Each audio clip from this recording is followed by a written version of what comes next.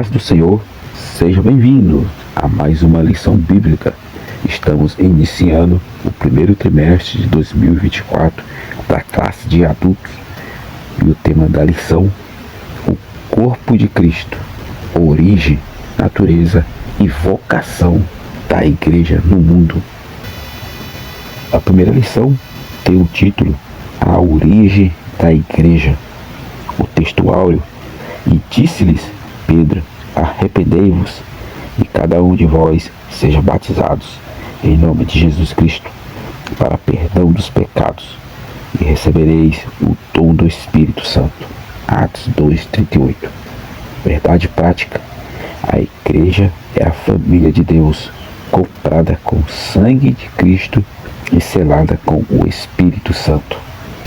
A leitura bíblica em classe se encontra em Atos, capítulo 2, versículo 1 e 2, o versículo 37 e o 38. O propósito desse trimestre é estudar a respeito da doutrina da igreja, segundo a sua origem, natureza e missão neste mundo. Nesta primeira lição abordaremos o tema da origem da igreja.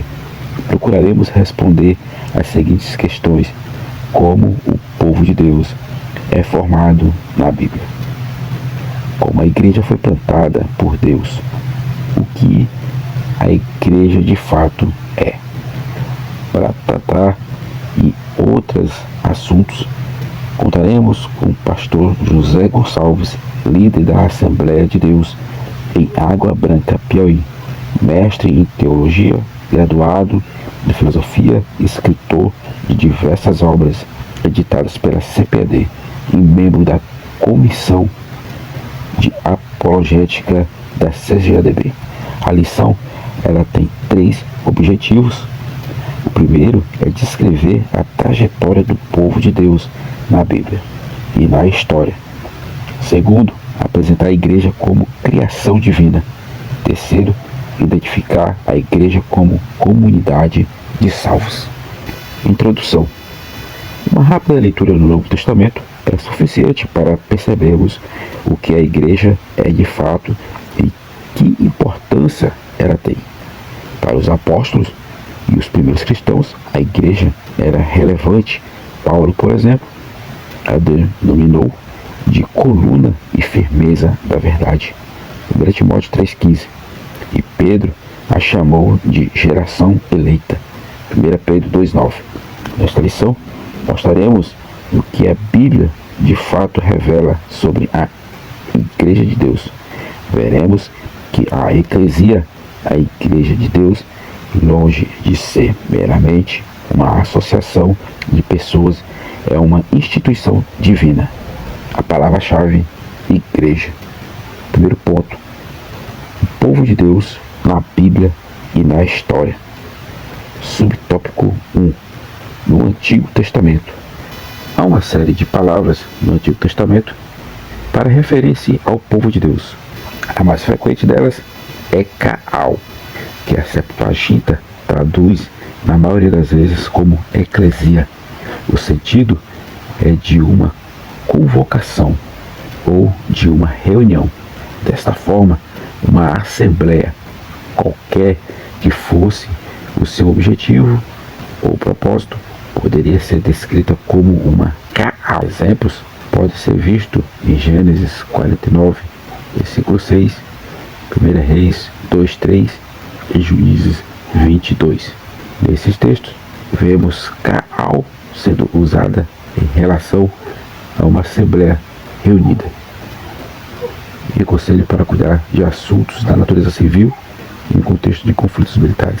Neste último sentido, também encontramos a referência ao combate entre Davi e Golias. Assim, Kaal era o termo preferido quando se refere a qualquer ajuntamento de pessoa. Gênesis 28:3, Provérbios 21:16. Subtópico 2. No Novo Testamento, usa a palavra eclesia para referir-se, a grande maioria das vezes, à Igreja de Deus. A palavra eclesia, portanto, é o termo preferido por Lucas em Atos dos Apóstolos e por Paulo nas suas cartas, para dar destaque à Igreja de Deus. Assim, Lucas escreve: e houve um grande temor em toda a igreja. Atos 5:11. E fez-se naquele grande dia uma grande perseguição contra a igreja. Atos 8:1. E Saulo assolava a igreja. Atos 8:3. Assim, pois, as igrejas em toda a Judéia, em Galiléia e Samaria tinham paz e eram edificadas. Atos 9:31. A igreja fazia contínua oração por ele a Deus. Atos 12:5. Da mesma forma, Paulo destaca: a igreja de Deus está em Corinto. 1 Coríntios 1:2. E não só isso, mas foi também escolhido pelas igrejas para companheiro de nossa viagem. Subtópico 3. Na história cristã, o apóstolo Pedro, portanto, segundo Giabelli, é o fundamento sobre o qual a igreja foi edificada. O entendimento da fé evangélica é que o único fundamento da igreja é Cristo e não Pedro, porque ninguém pode pôr outro fundamento além do que já está posto, o qual é Jesus Cristo. 1 Coríntios 3:11. Desta forma, a igreja é criação divina e tem Cristo e não o homem como seu fundamento. Por outro lado, a igreja só se mantém fiel e verdadeira quando tem Cristo como cabeça e é fiel à sua palavra. E uma igreja fora da Bíblia não pode reivindicar ser verdadeira, qualquer que seja ela, o catecismo, confissões de fé e credo, herdeiros da reforma de 1517, tem procurado mostrar a centralidade da Bíblia e Cristo como o único fundamento da igreja. Ponto 2. A igreja como criação divina. Subtópico 1. A igreja como um ideal de Deus. De acordo com o apóstolo Paulo, a igreja não foi uma criação humana, nem tampouco uma ação de última hora. Ela foi um projeto feito por Deus desde a eternidade, como também nos elegeu nele, Cristo, antes da fundação do mundo, para que fôssemos santos e irrepreensíveis diante dele em amor. Efésios 1:4. Essa afirmação de Paulo esvazia por completo a ideia de um improviso divino na criação da igreja. Fica o fato de que Deus, na sua onisciência sábia de antemão da queda do homem e para salvá-lo através da obra de Cristo, criou a igreja. Assim, Paulo, na sua carta aos Efésios, destaca esse mistério que estava oculto. Efésios 3, versículo 3 ao 6, e que foi revelado à igreja na mente de Deus. Portanto, a igreja já existia, sendo ela um mistério que estava oculto, que somente se revelou na plenitude dos tempos. Fica claro que ela não existia no Antigo Testamento.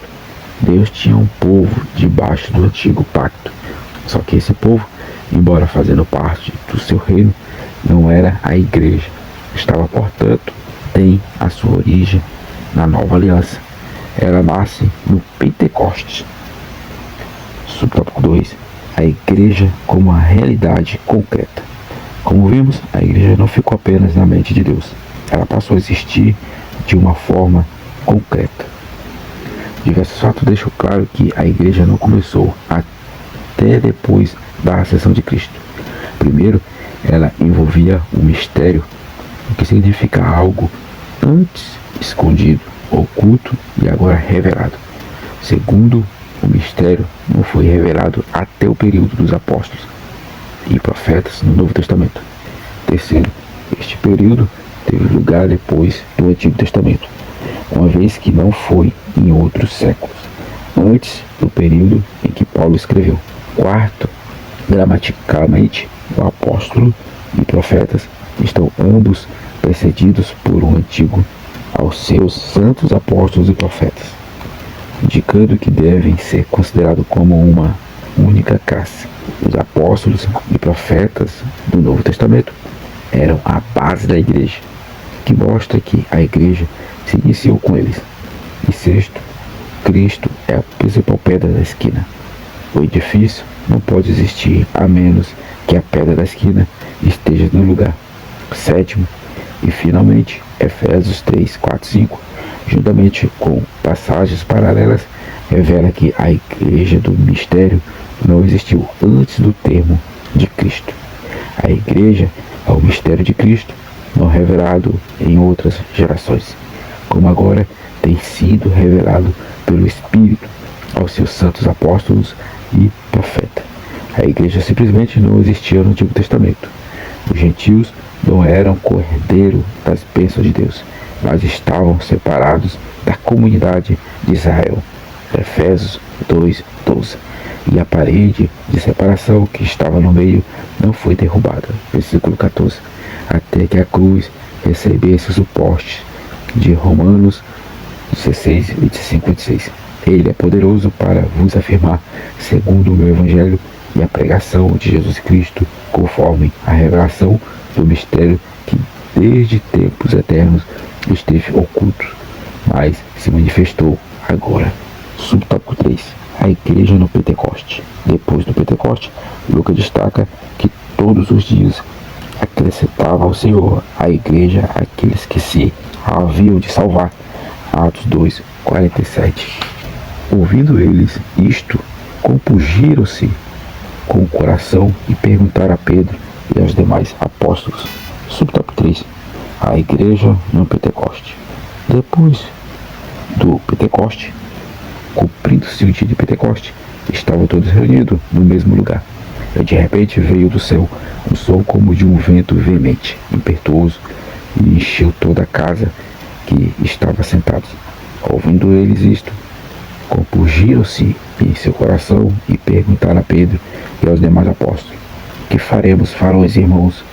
E disse-lhes Pedro: arrependei-vos e cada um de vós será batizado em nome de Jesus Cristo para perdão dos pecados e recebereis o dom do Espírito Santo, porque a promessa vos diz respeito a vós, os vossos filhos e a todos os que estão longe, a tanto quanto Deus nosso Senhor chamar. E com muitas outras palavras isto testificava e os exortava, dizendo: salvai-vos desta geração perversa. De sorte que foram batizados os que de bom agrado receberam a sua palavra. E aquele dia agregaram-se quase 3.000 almas. Atos 2, versículo 1, 2, versículo 37 ao 41. Subtópico 3. A igreja como a comunidade dos salvos. Subtópico 1. Regenerado pelo sangue de Cristo. No Pentecoste, o apóstolo Pedro disse: arrependei-vos e cada um de vós seja batizados em nome de Jesus Cristo para perdão dos pecados. Atos 2, 38. Podemos então falar da igreja como sendo a comunidade dos salvos pelo sangue de Jesus. A igreja é uma comunidade de pessoas regeneradas que tiveram uma experiência de salvação. O verbo grego usados no contexto da conversão são metanoio, Atos 2:38, e episteplo, Atos 3:19. Respectivamente, o primeiro indica uma mudança de mentalidade, enquanto o segundo, de rumo. A igreja não é formada, portanto, por adesão, mas por conversão. Não existe salvação sem cruz. Da mesma forma, não existe igreja verdadeira, nem o selo do Espírito. A igreja nasce, portanto, no Pentecoste. As palavras de Williams, superintendente-geral da Assembleia de Deus, norte-americano e autor da obra sistemática Teologia, a igreja foi fundada no Pentecoste. Foi quando se cumpriu o dia de Pentecoste que os discípulos foram cheios do Espírito Santo. Atos 2, versículo 1 ao 4. E que a igreja no Novo Testamento passou a existir a partir então. Igreja torna-se uma palavra preeminente no Novo Testamento. E todos os dias acrescentava o Senhor à igreja aqueles que se haviam de salvar. Atos 2, 47. Grande temor veio a toda a igreja. Os presbíteros ordenados em cada igreja. Atos 14, 23. Subtópico 2. Selado pelo Espírito Santo. Já foi dito que a igreja tem sua origem no dia do Pentecoste. Por meio do Espírito de Deus, somos batizados no corpo de Cristo. A igreja, então, passamos a fazer parte dela. É exatamente isso o que o apóstolo Paulo diz aos Coríntios na primeira carta. Pois todos nós fomos batizados em um Espírito, formando um corpo. Quer judeu, quer grego, quer servo, quer livres, e todos temos bebidos de um Espírito. 1 Coríntios 12, 13. A igreja veio existir como a igreja do dia do Pentecoste, quando foi consagrada pela unção do Espírito Santo. Assim como o tabernáculo foi construído e depois consagrado pela descida do Espírito. Assim como o tabernáculo foi construído e depois consagrado pela descida da glória divina, Êxodo 40, 34, também os primeiros membros da igreja foram congregados no cenáculo e consagrados como igreja pela descida do Espírito Santo. Essa obra foi feita pelo Espírito Santo, operando mediante os apóstolos que lançaram os fundamentos e edificaram a igreja por sua pregação, ensino e organização. Portanto, a igreja é descrita como edificada sobre o fundamento dos apóstolos. Efésios 2, 20.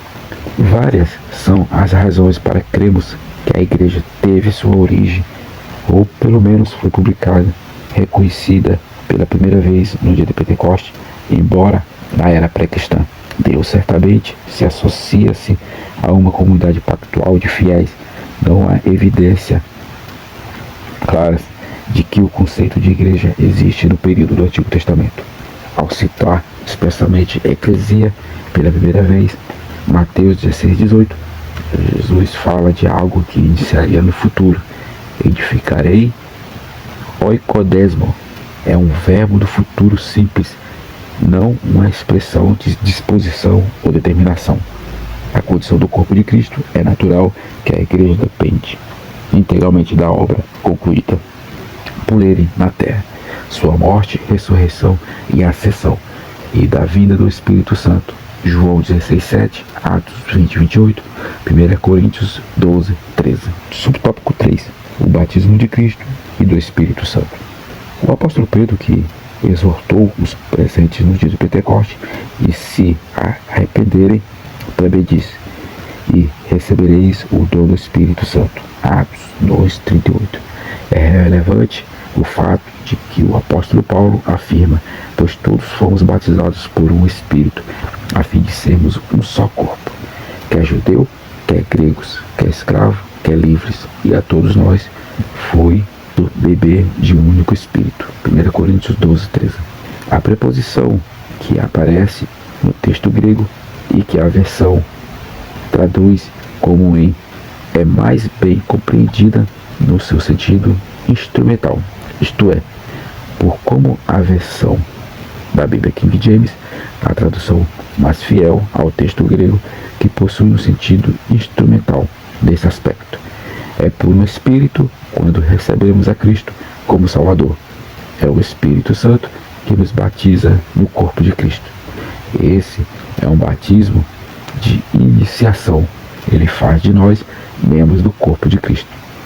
A igreja, isto é, o corpo de Cristo, é o elemento em que somos batizados no Espírito Santo.